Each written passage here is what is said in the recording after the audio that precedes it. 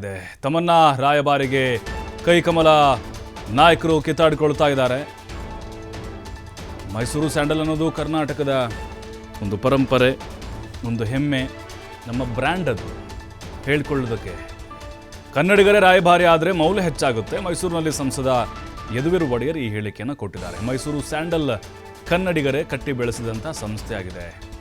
ಅವರದ್ದೇ ಪಕ್ಷದ ನಟಿ ರಮ್ಯಾ ವಿರೋಧವನ್ನು ವ್ಯಕ್ತಪಡಿಸಿದಾರಲ್ವ. ನನಗೆ ವೈಯಕ್ತಿಕವಾಗಿ ರಾಯಭಾರಿ ಆಗುವ ಆಸೆ ಇಲ್ಲ.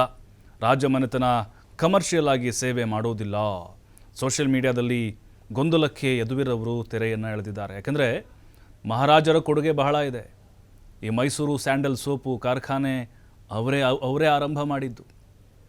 ಎಲ್ಲವೂ ಕೂಡ ಈಗ ನಾವೇನು MSIL ಅಥವಾ ಈ ಎಮ್ಮಿಂದ ಏನು ಶುರುವಾಗ್ತವೋ, ಮೈಸೂರು ಸಿಲ್ಕ್ ಆಗಿರ್ಬೋದು, ಎಲ್ಲವೂ ಕೂಡ ಮಹಾರಾಜರ ಕೊಡುಗೆಗಳು. ಅವರು ಕೊಟ್ಟಂತಹ ಒಂದು ಗಿಫ್ಟ್ ಅಂತ ಹೇಳ್ಬೋದು. ಆದರೆ ಈಗ ಯದುವೀರ್ ಒಡೆಯರ್ ಅವರೇ ಇದಕ್ಕೆ ಅಂಬಾಸಿಡರ್ ಮಾಡಿಬಿಟ್ರೆ ಹೇಗಿರುತ್ತೆ ಅಂಥೇಳಿ ಕೆಲವೊಂದು ಜನ ಪ್ರಶ್ನೆ ಮಾಡ್ತಾಯಿದ್ರು. ಬಟ್ ಈಗ ಅವ್ರು ನೋಡಿ ಯಾವ ರೀತಿ ಉತ್ತರ ಕೊಟ್ಟಿದ್ದಾರೆ. ಕಮರ್ಷಿಯಲ್ ಆಗಿ ಯಾವತ್ತೂ ಕೂಡ ರಾಜ್ಯ ಮನೆತನ ವಿಚಾರ ಮಾಡಿಲ್ಲ ಅಂಥೇಳಿ ತೆರೆ ಎಳೆದಿದ್ದಾರೆ. ನಮ್ಮ ವಿರೋಧ ಅಥವಾ ನಾವು ಏನಕ್ಕೆ ವಿರೋಧ ವ್ಯಕ್ತಪಡಿಸಿರೋದು ಒಂದೇನೆ. ಇದು ಕನ್ನಡಿಗರ ಲಾಭಕ್ಕಾಗಿ ನಿರ್ಮಾಣ ಆಗಿರುವಂಥದ್ದು ಸಂಸ್ಥೆ. ಮೈಸೂರು ಬ್ರ್ಯಾಂಡ್ ದೃಷ್ಟಿಯಲ್ಲಿ ನಿರ್ಮಾಣ ಆಗಿರುವಂಥದ್ದು ಒಂದು ಸಂಸ್ಥೆ. ಹೆಚ್ಚು ನೀವು ಕನ್ನಡಿಗರನ್ನೇ ಗುರುತಿಸಿ ಕನ್ನಡಿಗರ ಒಂದು ಪ್ರೋತ್ಸಾಹಕ್ಕಾಗಿ ಬಳಸಬೇಕಾಗಿರುವಂಥದ್ದು ಸಂಸ್ಥೆ.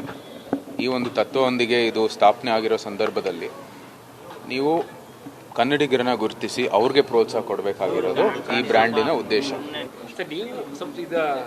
ನೋಡಿ, ನಾನು ಯಾವುದೇ ಕಮರ್ಷಿಯಲ್ ಇಂಟ್ರೆಸ್ಟು ಅಥವಾ ಕಮರ್ಷಿಯಲ್ ದೃಷ್ಟಿಯಲ್ಲಿ ನಾವು ಕೆಲಸ ಮಾಡೋದಿಲ್ಲ. ಮುಂಚೆನೂ ಕೂಡ ಈ ಒಂದು ರಾಜಕೀಯ ವೃತ್ತ ಜೀವನ ಶುರು ಮಾಡೋಕ್ಕೆ ಮುಂಚೆ